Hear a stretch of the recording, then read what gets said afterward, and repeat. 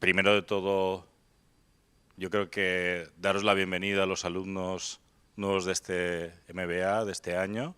Felicitaros, porque yo creo que este MBA es absolutamente diferente, no porque lo dirija yo, sino porque creo que realmente hemos conseguido en el primer año tener un formato que desde lo académico, porque lanzamos un MBA con la plena voluntad de, desde una hoja en blanco, diferenciarnos de forma cualitativa en lo que queríamos explicar de la industria deportiva, pero al mismo tiempo tener el reto de tener los mejores profesionales en activo que dieran clases en este máster, que eso no siempre sucede en el mundo del posgrado.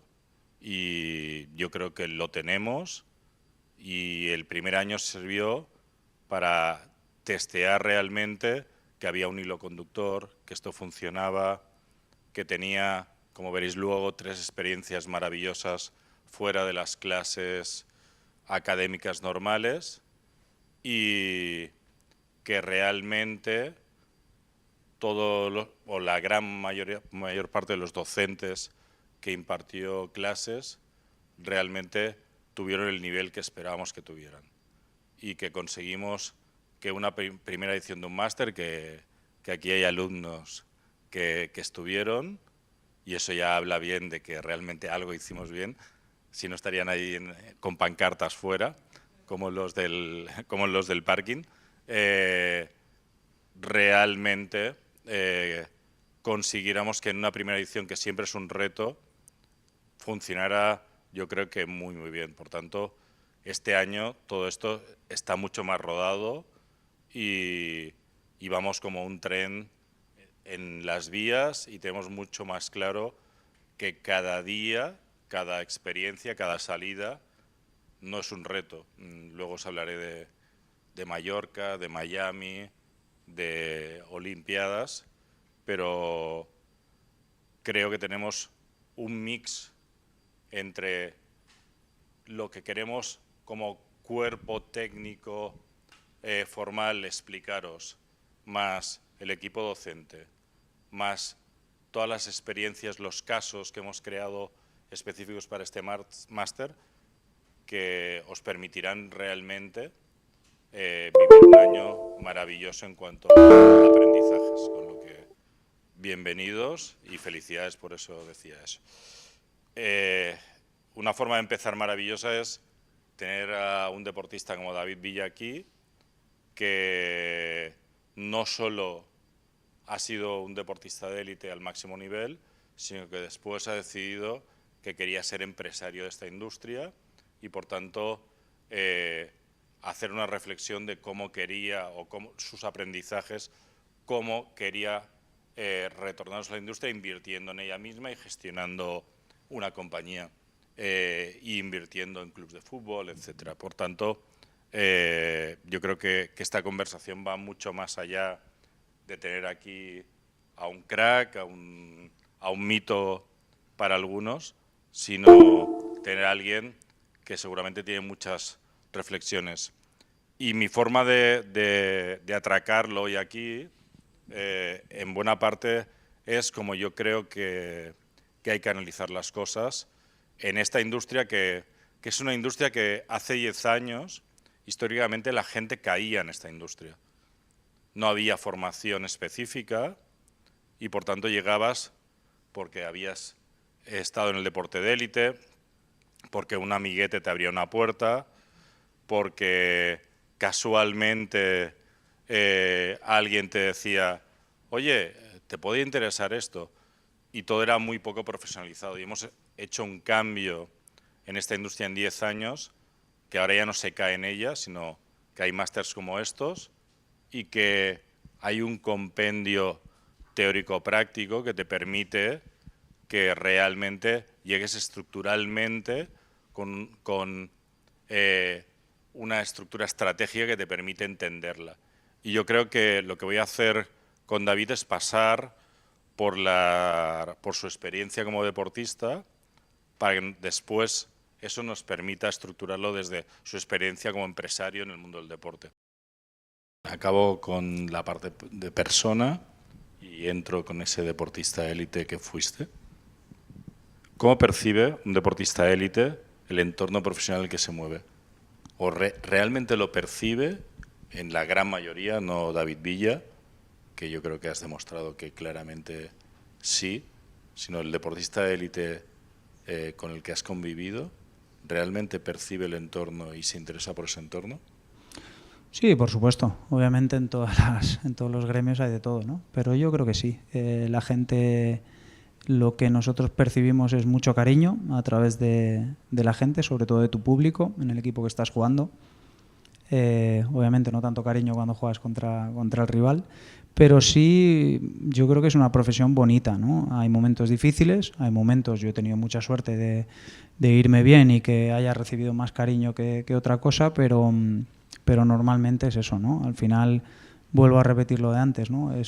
Somos unos privilegiados, o yo siempre he pensado que somos unos privilegiados por hacer lo que te gusta, recibir el cariño de la gente por hacer lo que realmente te gusta, ¿no? Que sería lo normal. Haces lo que te gusta, que has soñado siempre, y encima la gente, no voy a decir te da las gracias por ello, pero te alaba, te quiere, te admira por algo que tú disfrutas en el día a día. Eso es una suerte infinita la que tenemos.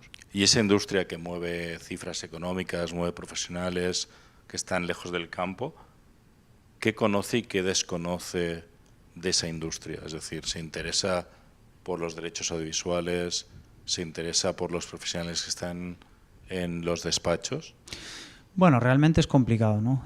Todas estas cosas, te digo de verdad. Ahora ya retirado empiezas a pensar y ves todas las facetas. Cuando estás, es como el futbolista es como un caballo de carreras. Al final está preparado para, dentro de ese engranaje que hay en un club, o en una federación o en una selección, saber que tienes que dar lo máximo de ti, el tiempo que dures o que aguantes en este sentido, y estás más centrado de esto, de hacerlo bien, de cuidar tu cuerpo, de descansar, de intentar aprender cosas nuevas y no perder, no usar mucho el tiempo para otras cosas, porque sabes que dentro del club hay personas que se encargan de ello. Obviamente somos personas, estás al tanto de todas las cosas, pero realmente te intentas centrar dentro de esta vorágine que es el fútbol en hacer bien tu trabajo, porque la realidad es que como no lo hagas bien vendrá otro a hacerlo y tú te quedarás fuera. Entonces esa, digamos, carrera de fondo es súper importante dentro de la mentalidad del futbolista. Y en esa carrera de fondo y esa sobreprotección, ¿crees que hay una burbuja que a veces exagera y aísla, no el futbolista que se aísle, sino el entorno que le aísla para sobreprotegerle en esa reflexión que haces? Bueno, es lo mismo, hay de todo. Personas pues más familiares, yo realmente siempre me he aislado en mi familia. Yo te puedo contestar en mi persona, no en la de todo el gremio de futbolistas, porque cada uno tiene una vida diferente.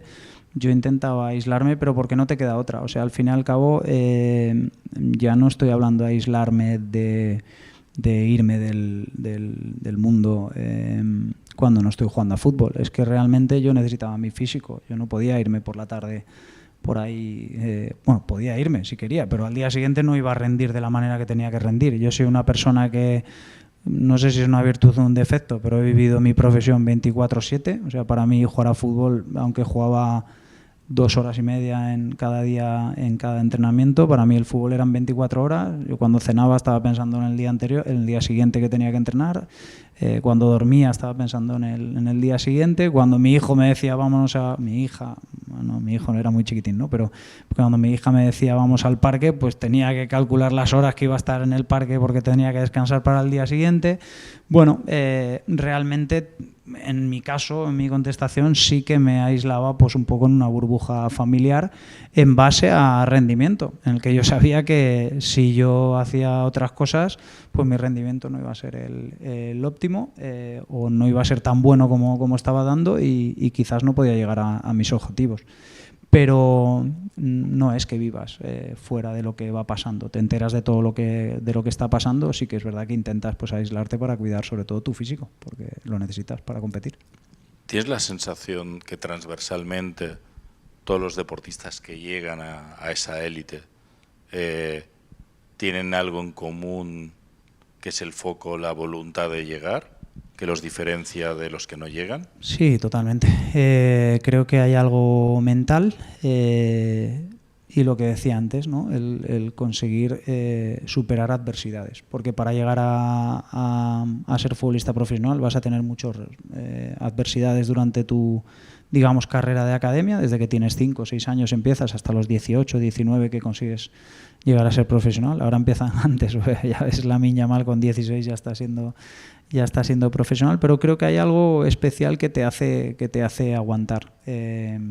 Realmente la estadística en este deporte te dice que solo el 1% de personas que intentan llegar a ser futbolistas lo consiguen, entonces la capacidad para superar las adversidades son importantes, porque creo que en esta carrera de fondo hay gente que se va bajando de la carrera y por unas situaciones y por otras, y el que va aguantando es el que al final consigue serlo. Voy a aprovechar una mención que has hecho para preguntar algo que me cuesta entender como padre. Yo tengo 2 hijos de 2004 y 2007, y cuando pienso que Lamine Yamal es un poco más pequeño que mi hija de 2007 y está ahí compitiendo, me vuelvo loco en pensar cómo lo que puede haber en esa cabeza mentalmente le permite competir como está compitiendo. ¿Tiene alguna explicación? ¿Tú has visto algún caso parecido a lo de este niño? Bueno, yo creo que en mi opinión, y te hablo por mí también, en el momento hay un poco de inconsciencia en eso, y lo digo de verdad. Quizás suene raro, pero lo digo totalmente de verdad. Hay un poco de inconsciencia en decir, si ese chico con 16 años se para un día en su sofá a pensar que está llevando la batuta del Barça y de la selección, seguramente le tiemblen las piernas. Lo que pasa es que él sale a jugar como si estuviese jugando con 4 amigos en el barrio. Esa inconsciencia le hace que tenga esa capacidad mental, que eso quizás no lo haya aprendido, no se lo hayan inculcado, simplemente pues lo lleva adentro. Ese chico seguramente, ya te lo digo, cuando hablo de inconsciencia es que no es consciente de lo que está viviendo, porque si no es normal que le tiemblen las piernas a la hora de jugar, por mucho talento que tenga. Lo que pasa es que le ves y es pues eso, un poco una inconsciencia de decir, bueno, yo estoy jugando a fútbol, que es lo que me gusta, salgo aquí, no se fija en el partido, en la gente que hay en la grada. Yo creo que hay un pelín de eso, y no te lo digo por Lamine Yamal, sino también porque lo he vivido yo. Situaciones que ahora das atrás a tu mente y dices, ¿cómo eras capaz de manejarlas? Y digo, no sé, simplemente las manejaba. Creo que eres pionero en el uso de la marca, los logotipos, el 7 como icono. Decidiste que obviamente querías gestionar tu marca personal. ¿Cómo sucede eso? ¿Es de forma consciente? ¿Es con tu equipo? ¿Crees que le da un valor excepcional a lo que haces en el campo? No, realmente van llegando situaciones, ¿no? Lo que he intentado hacer siempre con mi equipo es intentar rodearme de los mejores profesionales, sabiendo las limitaciones que uno pueda llegar a tener, y va sucediendo. Al final yo no pensaba cuando era un niño, o incluso cuando jugaba en el Sporting de Gijón, en el Zaragoza, incluso en el Valencia, que iba a tener que gestionar mi marca personal. Simplemente jugaba para un club, intentaba hacer lo mejor que podía, y si el club ganaba, mi nombre se beneficiaba, y si yo hacía goles o buenos partidos, lo mismo, ¿no? Van llegando estas situaciones, sobre todo después de la Eurocopa 2008, hay un reconocimiento enorme y llega un poco ese boom de bueno, pues también hacer posibilidades de comercialización a través de los jugadores, ya los propios clubes, ya no solo a nivel individual. Y bueno, en este caso pues te van llegando las cosas y vas contratando los profesionales que tienes a tu alrededor para que te ayuden con esto. El que hoy en día es mi socio, que fue siempre mi representante, empieza así, que es Víctor Oñate. Cuando yo empiezo en Valencia ya a tener, pues bueno, me empiezan a llegar ofertas de patrocinios, tanto a través del club como a nivel personal y bueno, pues intento contratar una empresa de marketing deportivo en que me ayude con todas estas cosas, ¿no? Ahí conocí a Víctor y bueno, hoy en día es como mi hermano, mi amigo, mi socio, ha sido mi representante y es todo, ¿no? Y cada faceta que me iba poniendo el fútbol, pues intentaba rodearme de los profesionales adecuados que me iban a ayudar en ese sentido. Pero si me preguntas si tuve alguna vez sueño, pues yo soñaba con marcar goles en el Bernabéu, en el Camp Nou, en el Calderón, pero no soñaba con tener mi marca personal, la verdad, cuando era un niño. Muy bien. Vamos al último bloque de lo deportivo, que es cosas más que te podría preguntar un periodista deportivo. ¿Un jugador con el que hayas jugado? Messi, sin ninguna duda, el mejor. Dios. ¿Un rival? Un rival que me lo ha puesto difícil, ¿no? Siempre elijo a Puyol. Creo que es el defensa que más difícil me lo ha puesto durante toda mi carrera. O sea que lo elijo a él. Aunque ha sido mi compañero durante mucho tiempo, gracias a Dios, pero también rival. Un animal. ¿Por qué? O sea, a Puyi has explicado el porqué. Messi explica el porqué. Bueno, porque es el mejor, en mi opinión. Lo pensaba antes de ser su compañero y más lo vi cuando ya pude tener la suerte de estar 3 años con él, viéndole en el día a día en el entrenamiento. Creo que es el mejor en este deporte, en mi opinión, por las cosas que hace, diferentes a las que hacemos los demás. Y siempre digo que para mí es el mejor. Por eso, ¿de la historia o de tu época? Para mí de la historia, o bueno, por lo menos de lo que mi capacidad me ha llegado mi vida a ver, ¿no? Obviamente, pues mi padre me habla de otros muchos jugadores que yo no tuve la suerte de ver en vivo. Obviamente hoy se pueden disfrutar de partidos que puedes ver por televisión, partidos antiguos, pero no es lo mismo que vivirlo en la época.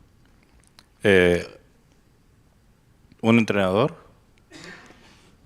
Ahí es difícil. Yo te diría Luis Aragonés, la verdad. No me gusta realmente decir uno por encima de otro, porque todos, desde el primero que tuve cuando era un niño hasta el último, me han ayudado a ser el futbolista y la persona que soy.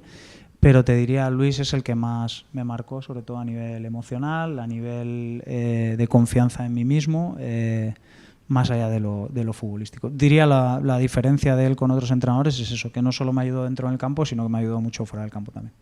¿Y un entrenador de un equipo rival? ¿O alguien que te hubiera gustado que te entrenara que no te ha entrenado?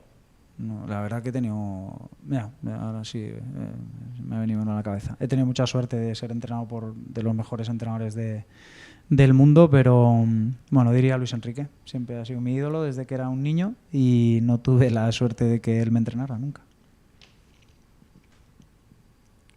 ¿Un directivo? Ninguno. Ninguno. Esa es más difícil. No, diría Miguel Ángel Gil, por la relación que tenemos. Realmente tengo mucho cariño, me trató muy bien el año que estuve aquí en el Atlético de Madrid y la verdad que todos me han ayudado, es lo mismo que los entrenadores, ¿no? Todos con sus virtudes, sus defectos, o bueno, pues más o menos han intentado ayudarme para darme todas las comodidades y poder disfrutar del fútbol en los clubes que he estado, pero bueno, por decir uno, pues diría Miguel Ángel Gil. Voy a los equipos por los que has pasado. Danos un significado de Gijón.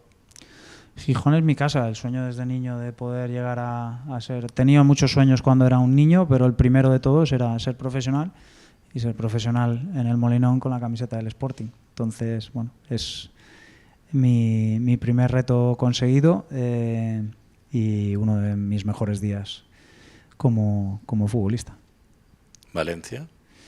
Yo te diría mi segunda casa, porque realmente no quiero ser hipócrita, no nací siendo del Valencia, ni crecí siendo del Valencia, pero me hice del Valencia cuando estuve allí. 5 años, es el club que más tiempo he estado. Mis socios de Valencia, todo el Division Group, la oficina está en Valencia, mis 2 hijas son valencianas. Bueno, es como mi segunda casa. Cada vez que voy allí me recuerda grandes momentos. ¿Barcelona? Barcelona fue, pues bueno, quizás la cima de mi carrera, o lo más alto que estuve, no solo por estar en un club como el Fútbol Club Barcelona, sino por estar en el momento que estuve. 3 temporadas, conseguimos ganar 8 títulos, todos los que se pueden conseguir, los conseguimos. Y realmente, pues, bueno, me sentí un afortunado, no solo por jugar en el FC Barcelona, sino por jugar en el FC Barcelona en esa época, encima con tan grandes jugadores. Atlético de Madrid. Y Atlético de Madrid también, un año solo, pero muy intenso. Yo siempre digo lo mismo, ¿no? El cariño de los aficionados del Atlético que yo les tengo y ellos me tienen a mí, me da la sensación de que en Atlético de Madrid jugué 8 temporadas y solo jugué una, ¿no? Eso es el claro ejemplo de lo intenso que fue y el recuerdo tan bonito que yo tengo hacia todo el Atlético de Madrid. No te pregunto sobre Estados Unidos, pero sí te pregunto, en la primera del ex deportista, y del análisis que haces del deporte, vivir en un entorno como es el City Group, ¿te cambia algo lo que percibes de otros clubs? Sí que es verdad que es una experiencia diferente a nivel futbolístico, porque la diferencia que tiene, bueno, ahora ya hay otros grupos que han hecho lo mismo que el City Group, pero ellos fueron pioneros de tener diferentes equipos. Te hace ver que estás dentro de un ecosistema que no es solo un equipo, ¿no? Fichas por el Barça y eres jugador del Barça. Cuando fichas por un club, en este caso el New York City, de hecho jugué en otro anterior que era el Melbourne City, te das cuenta que es una empresa con diferentes clubes en diferentes partes del mundo y que eres un poco parte de ellos, aunque no juegues, ¿no? Es como que estás jugando en el New York City y que tu equipo, no para todos los aficionados, pero lo más normal es que tu equipo en la Premier sea el Manchester City. Si tienes un equipo en Melbourne, también. El equipo China, también. Ahora con el Girona aquí en España. No sé, te da un poco esa sensación de diferencia de jugar en ese club a jugar en otros clubes que había experimentado anteriormente. Yo creo que Ferran Soriano y su equipo reinventan sí, porque un modelo... Sí. Ahora hay muchos más grupos. Pero a pesar de que haya grupos, no tiene esa visión no. tan transversal de dónde quiero tener un club. O sea, nadie querría tener un club en Uruguay y lo tienen porque tienen claro que el porcentaje de jugadores que sale de las canteras de Uruguay respecto al total de población es el mayor del mundo y eso les permitirá tener chicos jóvenes en Uruguay como no tendrán ningún otro club y lo entienden como una transversalidad en los patrocinadores, en todo lo que hacen, y yo creo que no hay nada comparable, además de tener obviamente toda la financiación que requieren viniendo de donde viene. Primera, ¿qué significa para un deportista decir un día esto se acaba y dejo el deporte? Bueno, es una decisión dura, ¿no? Uniendo a la pregunta anterior, la decisión de irme a Estados Unidos no solo fue futbolística, es la primera decisión que tomo, siempre la he consensuado con mi familia, ¿no? Pero fue la primera decisión que tomé en el que no solo el porcentaje, el 100% estaba pensado en lo futbolístico. Ya tenía curiosidad, ya tenía 33 años, ya veía que se me podía acabar el fútbol y tenía curiosidad por a la vez que seguía jugando al fútbol, instruirme en otras cosas para qué iba a ser de mí después del fútbol. Una de las razones por las de ir allí era poder aprender a hablar inglés, que en aquel momento no hablaba inglés, lo cual pude conseguir y ahora me desenvuelvo bien. Y otra era, pues al final quería meterme en el mundo, digamos, de marketing, empresarial, etcétera, en una ciudad como Nueva York, tanto para mí como para mi socio, que también se vino a vivir conmigo allí. Era, mejor dicho, un máster en este sentido para nosotros, ¿no? Y entonces esa decisión fue más, digamos, bueno, también fue futbolística porque quería ir a jugar a fútbol, pero más pensando un poco en el futuro, en este sentido. Fue un proceso difícil para mí, aceptar que llegaba al final, pero a la vez creo que lo hicimos muy bien porque realmente empezamos a montar toda la estructura de lo que quería hacer después mientras jugaba fútbol. Entonces el proceso para mí fue muy sencillo. Tenía cosas que hacer en el fútbol, ya las venía haciendo porque los últimos 3 años de carrera utilizaba mis momentos libres para dedicarle tiempo a todo lo que íbamos a hacer o lo que estábamos haciendo para el futuro. Y y realmente pues aceptarlo nunca es fácil, pero no queda otra. Sabes que cada día a tu cuerpo le cuesta más, cada día te exige más y que algún día había que dejarlo, y lo mejor que podía hacer mi mente era prepararme para ello, como así dice.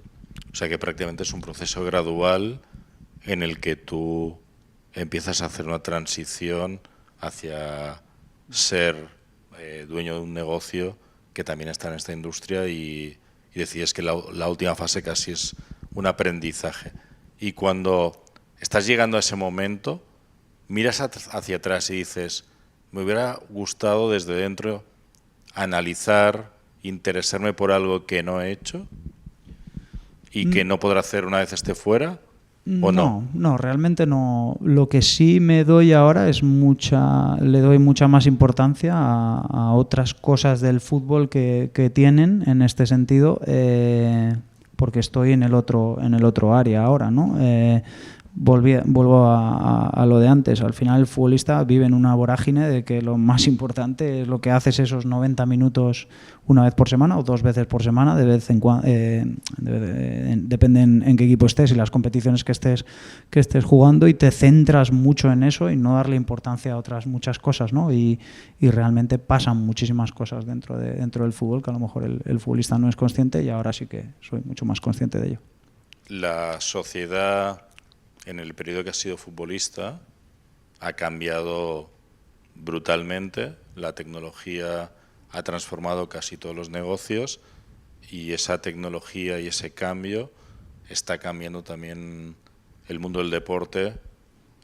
Has vivido parte porque empezaste a jugar sin redes sociales y en medio las creaste y viste ese momento. Pero también esos mismos cambios están ya influyendo en lo que es el juego y en lo que implica en el core de ese business. ¿Qué percepción tienes de estos cambios tan bestias de esta industria y los que están por venir? Sí, bueno, creo que al final es como todo en la vida, ¿no? No solo en el fútbol. Todo evoluciona. Si me preguntas los cambios que ha habido desde mis primeros 3 años de fútbol con mis últimos 3 años, o incluso con estos últimos 3 años, es una barbaridad todo lo que ha cambiado. Pero yo creo que para bien. Cada vez hay más puestos de trabajo, cada vez hay más personas que trabajan dentro de los clubs, más tecnología, sobre todo, es lo que ha cambiado dentro del fútbol, y cosas que antes no se analizaban, se analizan ahora. Y al fin y al cabo, los resultados salen, hablando del fútbol, ¿no? En mi época no me gusta la palabra imposible, pero era improbable que un Lamine Yamal saliera a jugar con 16 años. No porque no hubiera chicos con el talento de Lamine Yamal, sino porque no estaban preparados. Ahora están preparados, porque se empiezan a trabajar desde los 8 años a los chicos. Técnicamente, físicamente, tácticamente, a nivel metodológico, ven vídeos de su partido. Todo eso lo ha dado la tecnología, ¿no? Entonces hace que, como todo en la vida, evolucione el fútbol y mejore. Yo creo que son herramientas muy buenas, y que muchas veces dicen, no vamos a ver otro Messi, para mí es el mejor. Claro que lo vamos a ver, si es que cada vez salen mejores jugadores, cada vez va a haber mejores jugadores de fútbol, porque están mejores preparados, porque tienen mejores entrenadores, porque antes había un entrenador con un ayudante que preparaba todo, y ahora hay 10 personas o 12 personas en un staff, analista, nutricionista, médico, kinesiólogo. Entonces todo eso ha ayudado al crecimiento del fútbol, y creo que es muy bueno, porque al fin y al cabo lo que se ha generado es muchos puestos de trabajo, y esta pregunta viene anillo al dedo con la introducción del NBA. Al final, en el fútbol, el foco parece que es el futbolista y el entrenador, y no os imagináis, o seguramente muchos de vosotros sí os imagináis, todos los puestos de trabajo que hay alrededor del fútbol, y que disfrutan y sueñan del fútbol, y que se ven campeones también cuando consiguen un título. Real Madrid y Barcelona, yo no sé los empleados que pueden tener solo para la primera plantilla. Imaginaros todos los chicos de academia, ahora el fútbol femenino, que está creciendo un montón y ya tiene su rama de fútbol femenino. Bueno, hay muchísimas otras ramas que han ayudado con todo esto cuando no había. Yo te cuento el staff que teníamos en el Sporting de Gijón, y había 4 personas dentro del staff, y ahora el Sporting de Gijón pues puede tener 15 personas solo en el staff del primer equipo, ¿no? Creo que eso es muy bueno y tenemos que aprovecharlo porque, bueno, acabo como empecé. Todo en la vida, no solo en el fútbol. Todo ha evolucionado en la vida y ha ido mejorando. Tenía diversas preguntas y reflexiones a pedirte sobre entorno profesional, sobre redes sociales. Creo que has contestado a muchas. ¿Te incido en alguna que ha sido menos expresivo, como el videoarbitraje, a favor? Sí. Yo creo que la tecnología siempre está a favor. Luego siempre va a haber, bueno, el fútbol o en todo en la vida, sobre todo en el deporte, siempre va a haber polémicas. Siempre va a haber gente que le guste, gente que no le guste. Pero si me preguntas a nivel global, más allá de irnos a los detalles, por ejemplo, mira, esta semana tenemos lo de, todavía no entendemos el penalti del Atlético de Madrid, ¿no? El que haya visto el partido del Atlético de Madrid. Pues es normal, es que no hay nunca un porcentaje de 100% de acierto o no va a poder haber 100% de acierto. Ahora, ¿mejora la tecnología? Por supuesto, en todos los ámbitos. Entonces yo creo que esta otra parte, que es el videoarbitraje, algo bastante polémico, sobre todo va a ayudar a los árbitros. Justo el fútbol. Yo no sé si es más justo o no. Sí que es verdad que al árbitro, que es una profesión muy complicada, se les dan más herramientas para tener un porcentaje de error más bajo, ¿no? Que luego se pueden equivocar también. Pues, oye, pues todos somos humanos y todos nos equivocamos. O sea, no somos robots. Mucho. Pero creo que, vuelvo a repetir, a nivel general y también en el videoarbitraje, creo que la tecnología ayuda un montón para el desarrollo. Los árbitros se ayudan mucho y si son valencianos todavía más.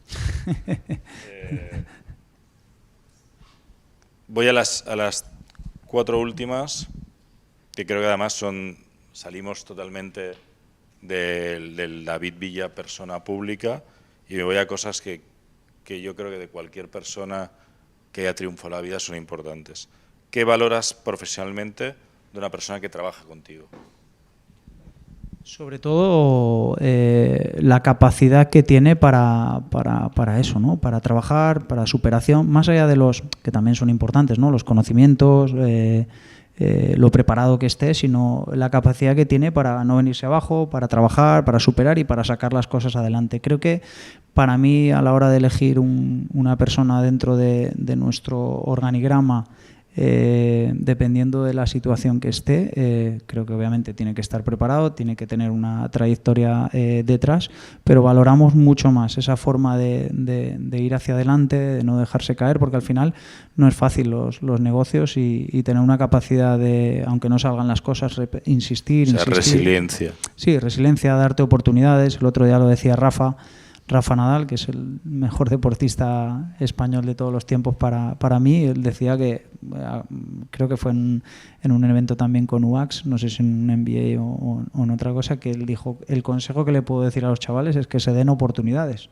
porque todos vamos a fallar. Al final es lo más importante. Yo hablo de mi profesión, que es a lo que me dedico. El fútbol es un deporte de errores.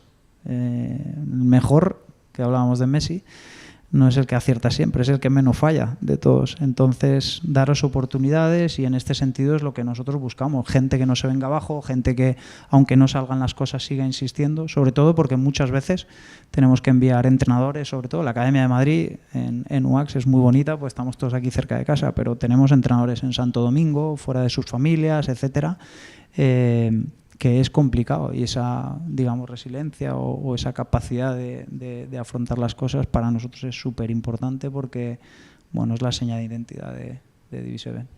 Muy bien. Al final en esa evolución tan rápida del mundo es imposible, con los conocimientos que adquiriste hace años, que te sigan funcionando para el día a día.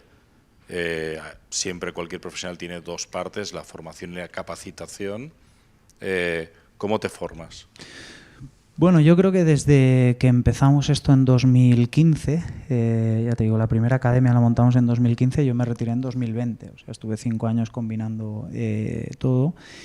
Siempre me he dicho a mí mismo, intento, pese a que haya conseguido grandes cosas a nivel futbolístico, intento ponérmelo como un lema hacia mí mismo, metérmelo como presión, que es decir, creo que humildemente, perdonadme la expresión, lo digo humildemente, creo que he sido un gran futbolista, que he conseguido grandísimas cosas, pero siempre me digo a mí mismo, ser un gran futbolista no te da la opción de ser bueno en todo en fútbol. Entonces intento formarme en cada cosa. Todo lo que estoy haciendo ahora no es quedarme delante del portero y marcar un gol. son otras cosas. Entonces intento formarme, intento tener gente alrededor mía con más capacidad que yo en otros ámbitos de fútbol, y he intentado inculcarme a mí siempre en decir, tú has sido bueno dentro de esta industria en esto, en lo demás tienes que formarte y aprender, ¿no? Y eso es lo que la seña de identidad que intento hacer con la gente que tengo alrededor, con la gente que intento juntarme en decir eso. Y creo que es, ahora te digo, me voy a venir un poco arriba, creo que es una virtud importante esto que me haya hecho, porque sería un error muy grande creer que por ser buen futbolista podrías hacer cualquier cosa dentro del fútbol bien, la verdad. Creo que eso es ser respetuoso con el resto de profesionales y pensar que porque hayas metido goles, como decías, y hayas encarado porteros muy bien, no tienes por qué hacerlo bien en la gestión, y me parece muy respetuoso respecto al resto de profesionales.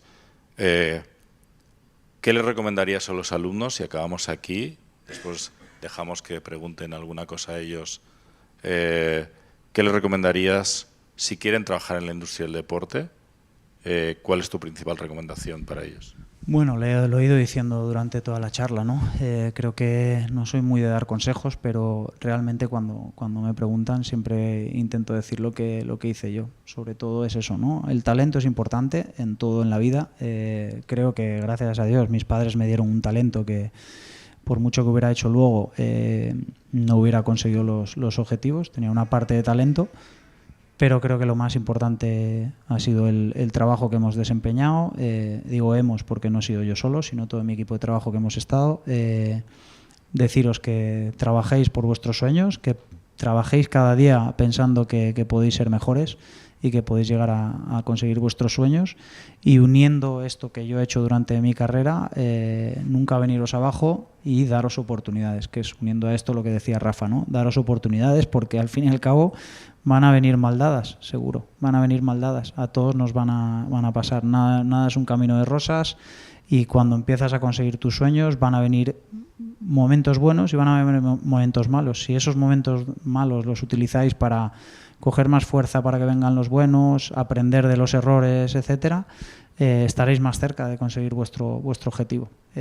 Simplemente es eso. Al final el trabajo no te da el éxito, pero sí te da el estar más cerca de lo que quieres conseguir, y sobre todo una satisfacción enorme. Tengo muchos amigos íntimos, mis mejores amigos, que fueron amigos míos desde que teníamos 4 o 5 años, intentaron conseguir el mismo objetivo que yo, ellos no lo consiguieron, se dedican a otra cosa ahora, y cuando hablo con ellos es la verdad que un aprendizaje para mí, porque ellos me dicen, yo no tengo ningún ni espina clavada ni nada, porque hice todo lo posible por conseguirlo, me dejé la vida en ello, no lo conseguí. El único arrepentimiento que tendría es si no hubiera dejado todo para conseguirlo. Como lo he conseguido, tengo una satisfacción enorme de haber hecho todo lo máximo para intentar conseguirlo. Pues eso que me dicen a mí mis amigos os lo diría a vosotros. Al final, no conseguirlo, la frustración es si no has puesto todo de ti. Si tú has puesto todo de ti en cualquier cosa que hagas y no lo consigues, vas a tener la satisfacción que has hecho todo lo posible para conseguirlo. Entonces, daros oportunidades, trabajar en el día a día y ojalá consigáis el objetivo, y si no, pues acoplaréis el objetivo a otra cosa. ¿Preguntas?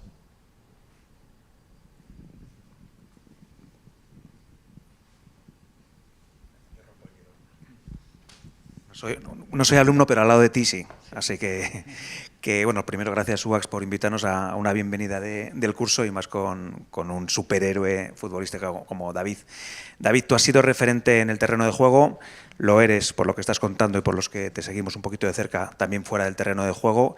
Creo que la transición es la ideal, pero eres un bicho raro, porque en el deporte de élite muy poquitos saben hacer esa transición, o saben o pueden.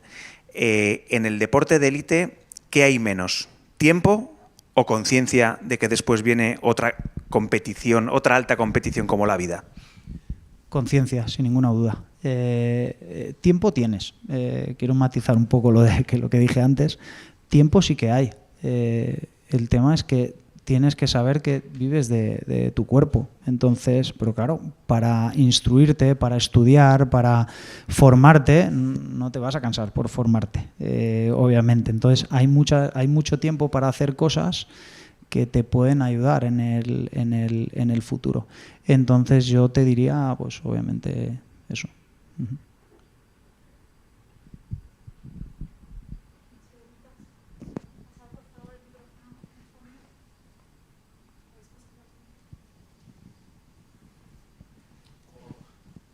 Hola, buenas. Complementando a Nacho la pregunta, yo que ahora también soy de la casa de la UAX. ¿Qué crees? Esta es un poco para ver desde tu punto de vista qué podría hacerse desde el punto de vista de los agentes, agencias, para ayudaros a los deportistas de élite a dar ese paso y esa transición. ¿Tú qué echarías de menos o qué has echado de menos? En tu caso lo has hecho muy bien esa transición, pero en línea con lo que dice, ¿qué crees que se podría hacer? Porque os arropan, ¿no? Sí. Están cerca, pero luego suele pasar... Es complicado, te lo digo de verdad. Yo creo que en muchos clubs, sobre todo, más que los agentes, se hace. También personas de confianza, más que agentes. Yo realmente antes he presentado a Víctor como un agente, pero nunca lo he tenido como mi agente. Ha sido mi persona de confianza en todos los ámbitos de la vida, tanto a nivel futbolístico como personal también. Entonces he tenido la suerte de estar con él. Sobre todo, por lo que hablábamos, ¿no? Concienciar que llega un momento que se acaba. Y al fin y al cabo no es fácil. También es lo que yo te digo, tampoco se puede concienciar a la gente, oye, móntate academias como David, porque a lo mejor la gente no le hace ilusión las academias, ¿no? Las academias es algo que me nace de dentro y que es algo parte de mí y que tenía el sueño o sigo teniendo el sueño de mejorarlas. Y a lo mejor hay mucha gente que dicen, yo he tenido compañeros que cuando se ha bajado el telón del fútbol no han querido saber nada más del fútbol y se han dedicado a otro tipo de cosas. Pero sí, sobre todo, hacer charlas y concienciar a esos jugadores, sobre todo cuando ya empiezan a pasar de los 30, 31 años, porque realmente nuestra vida está un poco marcada en esa burbuja que hablábamos antes, porque estás obligado a hacerlo en ir por la mañana te levantas, te vas a entrenar. Si tienes la suerte de que el horario te deja llevar, como yo hacía para llevar los niños al cole, entrenas, ahora se come en la ciudad deportiva y a las 4 de la tarde vuelves a casa e intentas un poco, pues, qué quieren hacer los niños sin cansarte. Claro, cuando te retiras, de la noche a la mañana empiezas a tener que ocupar un montón de horas que no tienes ocupadas. Como no te organices bien, puede ser un shock. Esto no lo hago como una cosa, he tenido charlas con compañeros. A mí no me ha pasado porque tenía ya organizadas esas horas, pero he tenido charlas con excompañeros y eso les ha hecho mucho daño a nivel mental, mucho daño a nivel personal, a nivel familiar incluso que les ha llevado. Entonces, concienciar a todos estos futbolistas de decir, oye, es que el día... esto se puede acabar algún día y tienes que estar un poco preparado para saber en qué tienes que ocupar tus horas, tus días, formarte también, porque claro, dices, bueno, no, yo cuando me retire trabajo si estás formado, porque no te van a contratar porque hayas metido muchos goles, ¿no? Volviendo a lo de antes, te van a contratar si tienes una capacidad de hacer algo, ¿no? Entonces, creo que es súper importante, pero también te digo que igual que te lo digo, lo pienso, creo que ya se está haciendo en la gran parte de clubs y de agencias, etcétera, para concienciar a estos futbolistas de que, claro, al final es un shock también a nivel personal, porque yo siempre digo esta frase que queda bien, la frase de decir, pasas de la noche a la mañana de ser un viejo para el fútbol a un joven para la vida, de la noche a la mañana. Porque te retiras con 33 años y te están llamando viejo, con 33 años. Te están llamando viejo. No, es que eres viejo, si me va bien voy a vivir otros 50 años. Creo que eso es algo que se tiene que trabajar mucho más, pero me consta que se está trabajando ya. Vamos a hacer dos últimas, tenemos una ahí, hay un alumno aquí, como que hay un alumno que se atreve a preguntar, vamos a por el alumno. Yo creo también no todo el mundo que es un profesional del fútbol y que se gana la vida tiene que querer seguir trabajando en el fútbol, y la gran ventaja es que ahora se gana suficientemente bien la vida como para que después no tengas que trabajar en un banco como le pasaba a futbolistas seguramente en los años 70 que tenían que casi mendigar por una posición de trabajo. Hola, ¿qué tal? Nada, bueno, muchísimas gracias por venir. Yo quería hacerte una pregunta un poco más personal también y quería preguntarte cuál ha sido tu mejor error tanto a nivel como deportista y atleta, como a nivel de empresario de tu negocio? Yo creo que los errores hemos cometido un montón, como atleta, como empresario y como persona normal de la vida, porque vuelvo a repetir antes, es que el error te ayuda a crecer. No solo en las victorias o en los buenos momentos se aprende también cuando te das tortazos, ¿no? En este caso. Entonces creo que son necesarios y creo que es importante. No te diría a nivel futbolístico errores, porque al fin y al cabo son decisiones que tomé que al final me sirvieron para aprender. O sea, incluso decisiones malas que tomé o cosas que hice mal dentro del campo me han ayudado a ser mejor jugador y mejor persona en el futuro. Entonces no lo llamaría error. A nivel empresarial te diría lo mismo. Realmente me han ayudado el tomar unas decisiones o otras que luego me he dado cuenta que no era la correcta para no volver a tomarlas o aprender de ellas. Y a nivel personal sí que te digo que te voy a decir una que es lo único que cambiaría de un poco si pudiera volver atrás, ¿no? Que es, pues bueno, tuve la suerte con 18 años de firmar mi primer contrato profesional, un contrato que ya yo vivía con mis padres, que ya me permitía vivir del fútbol, y dejé de estudiar. Y si volviera atrás, cambiaría eso. Es una de las cosas o de las pocas cosas en mi vida que no digamos, la palabra me arrepiento es dura, no que me arrepiento porque lo demás me ha hecho crecer, pero sí que si volviera atrás hubiera seguido estudiando, porque hubiera tenido oportunidad de estudiar tranquilamente, me hubiera formado más, hubiera sido mejor persona, no hubiera tenido que irme a Estados Unidos para aprender inglés con 33 años, a lo mejor hubiera aprendido inglés antes y me hubiera ayudado para mi carrera. Si volviera atrás haría eso, y lo que les intento inculcar a todos los chicos y chicas que tenemos en las academias, como en los clubes de fútbol, como incluso a mis hijos. Mi hijo pequeño está jugando a fútbol y tiene el sueño de poder ser futbolista. Por mi consejo no va a dejar de estudiar, seguro, porque creo que es un error que cometí y que si volviera atrás no lo volvería a cometer.